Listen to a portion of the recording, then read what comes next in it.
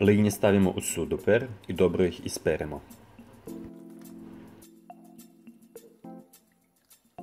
Odvojimo glavu od tijela.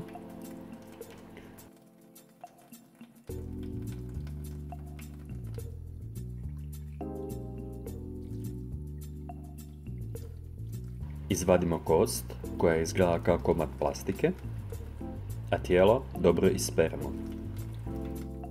Ako je još nešto ostalo, izvadimo to.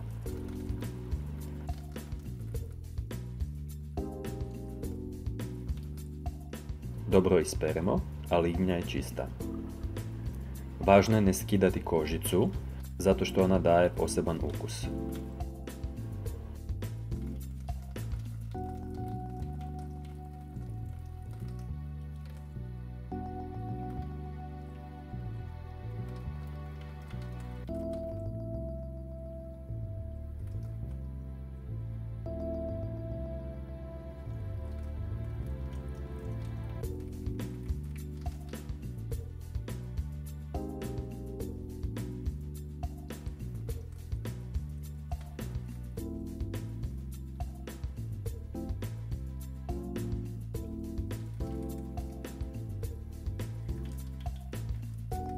Preostaje nam još jedino očistiti glavu.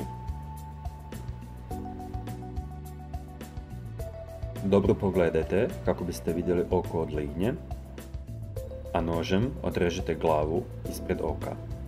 Pazite da ne zarežete oko jer će vam ono pustiti crnilo. Preostaje još jedino odstraniti zube koji izgledaju kao kuglica. Tu kuglicu odvojite, a glava je čista.